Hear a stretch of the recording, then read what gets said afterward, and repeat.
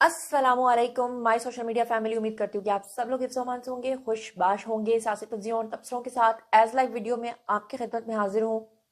अभी तक की ताज़ा तरीन जो 4-5 खबरें आ रही हैं जनाब, उसके हवाले से आपको अपडेट कर देती हूँ। जैसा कि आपको पता है कि बुशरा बीबी की वजह से कहा जा रहा है कि पूरी पीटीआई इस वक्त फंसी पड़ी है।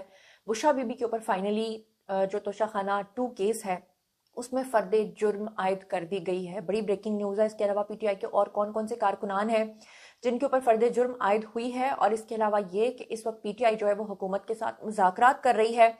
वो इमरान खान जो ये कहा करते थे कि जो ताकत का मेन चश्मा है जी, उनके साथ हम बात करेंगे, यानी कि सैयद आसिम मुनीर साहब के साथ, आर्मी चीफ हैं जो हमारे, लेकिन किसी और के साथ बात करने का सवाल ही पैदा नहीं होता। तो ये क्या मामलात है, इसके बारे में मैं आज के वीडियो में, छोटी सी वीडियो में आपको बहुत सारी इन्फॉर्मेशन जो है वो देने जा रही हूँ। चलिए सबसे पहली खबर जो है उसका आपको बता देती हूँ। तोशाखाना 2 केस जो चल रहा था बुशरा बीबी पे और इमरान खान पे, फाइनली फर्दे जुर्म जो आयद हुई है उसके बारे में बता दूं कि तोशाखाना 2 केस था। ये तोशाखाना 1 केस नहीं था, 2 केस था। इसमें इमरान खान और बुशरा बीबी दोनों के ऊपर फाइनली फर्दे जुर्म जो है वो आयद हुई है। इसकी तफसीलात से आपको आगाह करती हूँ कि इस्लामाबाद के स्पेशल कोर्ट सेंट्रल 1 के जज है जी शाहरुख अर्जुमंद। उन्होंने तोशाखाना 2 केस की जो है वो समाअत की और बानी पीटीआई और बुशरा बीबी के ऊपर फर्दे जुर्म उन्होंने आयद कर दी। तोशाखाना 2 केस के बारे में आपको बताऊं कि उसकी जो इब्तदाई तहकीकात हैं वो नैब ने की थी, और नैब तरामीम की रोशनी में ये केस जो है एफआईए को मुंतकिल किया गया था। आप लोगों को अच्छे तरीके से याद होगा कि बुशरा बीबी जो है वो काफी पेशियों में हाजिर नहीं होती थी, और जब हाजिर होती थी तो लिखे हुए क्वेश्चन का आंसर नहीं देती थी, और जब उनसे पूछा जाता था तो वो कहती थी कि वो पढ़ी लिखी नहीं है। अगर उनसे अंग्रेजी में पूछा जाता था तो वो कहती थी कि उनको अंग्रेजी बोलनी नहीं आती, और अगर उर्दू में पूछा जाता था तो वो कहती थी कि इसका जवाब मेरे वकला देंगे। आपको बताऊं कि सितंबर 2024 में एफआईए ने तहकीकात के बाद चालान जो है वो अदालत के अंदर जमा करवाया था, और तोशाखाना के पहले केस में जो अदालत है वो इमरान खान और बुशरा बीबी को ऑलरेडी बरी कर चुकी है। तोशाखाना 1 जो केस है उसमें इनको बरी किया गया था, और 2 में इनके ऊपर फर्दे जुर्म जो है वो आयद कर दी गई है। इसके अलावा आपको बता दूं कि एफआईए ने तोशाखाना केस 2 में बुशरा बीबी की जमानत मनसूखी के लिए इस्लामाबाद हाई कोर्ट से रजू किया था, जिसमें कामयाबी उनको नहीं मिल सकी थी और अदालत ने ये दरखास्त जो है वो निपटा दी थी। इससे पहले आप लोगों को याद होगा तोशाखाना 2 केस के अंदर बुशरा बीबी जो है वो पेश नहीं हो रही थी, अदालत इसके ऊपर बरहम हो रही थी। आपको याद होगा कि उसके बाद बुशरा बीबी के वारंट गिरफ्तारी जो है वो भी जारी किए गए थे। तोशाखाना 2 केस में एफआईए और बुशरा बीबी की जमानत जो है वो मनसूख कराने में भी वो लोग जो है वो नाकाम रहे थे। अब इसके बाद जो एक और अहम खबर है वो जनाब आपके साथ शेयर कर लेती हूँ कि इसमें और कौन कौन जो है वो पीटीआई का जो किस किस के ऊपर और जो है वो फर्दे जुर्म आयद हुई है। इस हवाले से आपको बता दूं, थाना शादमान में नजर आतिश करने का जो मुकदमा था उसमें शाह महमूद कुरैशी और यास्मिन राशिद के ऊपर भी फाइनली फर्दे जुर्म आयद हो गई है। लाहौर की इंसदाद दहशतगर्दी अदालत ने 9 मई के दिन इमरान खान की गिरफ्तारी के बाद थाना शादमान को जलाने और तोड़ फोड़ के केस में समाअत की, जिसमें अदालत ने पीटीआई के वाइस चेयरमैन शाह महमूद और साथ में यास्मिन राशिद, इन दोनों के ऊपर फर्दे जुर्म जो है वो आयद कर दी। दोनों मुल्जमान ने सेहत जुर्म से जो है वो इनकार कर दिया, जिस पर अदालत ने मुल्जमान के खिलाफ सरकारी गवाहान को तलब कर लिया। अदालत ने मुकदमे की मजीद समाअत जो है वो 19 दिसंबर तक मुलतवी कर दी। एक और बड़ी अहम खबर आपके साथ शेयर कर लेती हूँ, वो जनाब ये है कि नबील गबोल जो हैं उन्होंने कहा है कि ब्रेक थ्रू का इम्कान है। हुकूमत और पीटीआई के मुज़ाकरात आज से शुरू होने का इंदिया है। इससे पहले भी हुकूमत ये बात कह चुकी है कि जी पीटीआई वाले अब उनके साथ मुज़ाकरात कर रहे हैं, लेकिन नबील गबोल का क्या कहना है वो भी आपके सामने रख देती हूँ। पार्लियामेंट हाउस के बाहर वो बातचीत कर रहे थे और उन्होंने कहा कि पीटीआई और हुकूमत के दरमियान मुज़ाकरात के हवाले से ब्रेक थ्रू जो है उसका इम्कान जारी है। उन्होंने कहा कि फ्री कैन में आज से मुज़ाकरात शुरू हो सकते हैं। उन्होंने कहा कि हुकूमत की शर्त है कि मुज़ाकरात पीटीआई के वकीलों से होंगे और पेशावर वालों से नहीं होंगे, जबकि जो पेशावर में मौजूद है वो कह रहे हैं कि मुज़ाकरात हमसे किए जाएं। अब पेशावर में कौन मौजूद है आप लोगों को पता है, गंडापुर मौजूद है, पेशावर में बुशरा बीबी मौजूद है, पेशावर में जो है वो दूसरे लोग मौजूद हैं। अब गुज़श्ता रोज भी ये खबर सामने आई थी कि पीटीआई वफ्द के स्पीकर कौमी असम्बली अयाज सादिक से मुलाकात हुई थी, जिसमें मुज़ाकरात के लिए पार्लियामेंट का फोरम इस्तेमाल करने के ऊपर इत्तफाक हुआ था।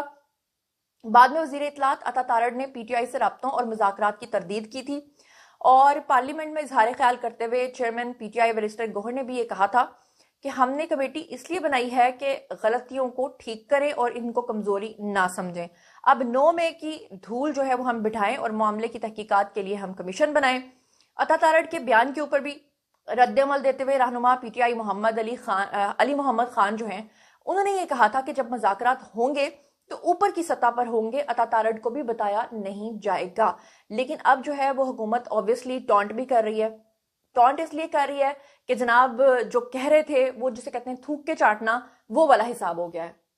अब इसके अलावा जो है वो एक तरफ तो इमरान खान को और पूरी पीटीआई को सुबकी का सामना करना पड़ा है, क्योंकि वो कहते थे कि हम फौज के अलावा किसी से मुज़ाकरात करेंगे नहीं। लेकिन मैं ज़ाती तौर पे इसको अच्छी नज़र से देखती हूँ, क्योंकि कहते हैं कि बद से बदतरीन हालात में भी आपने जो बातचीत का सिलसिला है वो नहीं रोकना होता।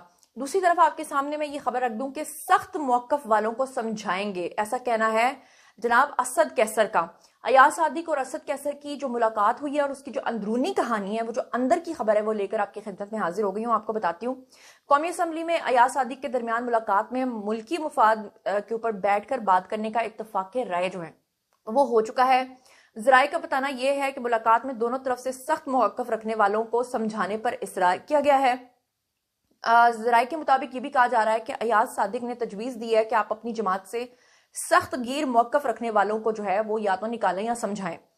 मैं अपनी जमात के सख्त गिर मौकफ रखने वालों को भी समझाऊंगा और इस पे असद कैसर ने कहा कि पार्टी से मुशावरत करेंगे। दोनों रहनुमाओं ने कौम के सामने मुज़ाकराती अमल को शफाफ अंदाज से आगे बढ़ाने के ऊपर इत्तफाक भी किया। हालांकि पीटीआई का जो सोशल मीडिया विंग है वो लोग इस चीज को बिल्कुल मानते नहीं है, क्योंकि अग्रेशन दिखाना और अग्रेसिव चीजों को मैनिपुलेट करना और सोशल मीडिया पर चलाना ये उनका आपको पता है वतीरा है। ऐसे कैसे हो सकता है कि पीटीआई वाले जो बड़े आराम से जो है वो नून लीग वालों के साथ दोस्ती कर लें, गुडी गुडी हो जाए। भाई ये जो जातियों का सिलसिला शुरू हुआ था 2014 से शुरू हुआ था। 2014 से मियां मोहम्मद नवाज शरीफ के साथ जो जातियां होती आ रही हैं, जिस तरह से गुजरांवाला के जलसे में उन्होंने जनरल बाजवा और फैज का नाम लिया था, जिस तरह से इमरान खान ने आज तक उनके साथ ज्यादतियां की हैं, अगर उसका अजाला किए बगैर ही इस तरह गुडी गुडी सब कुछ हो जाता है तो मेरे ख्याल से ये चीजें भी ठीक नहीं है। आपको बता दूं गुज़श्ता दिन जो है वो ये खबर आई थी कि पीटीआई वफ्द के स्पीकर से मुलाकात हुई थी, जिसमें मुज़ाकरात के लिए पार्लियामेंट का फोरम जो है वो इस्तेमाल करने के ऊपर इत्तफाक किया गया था।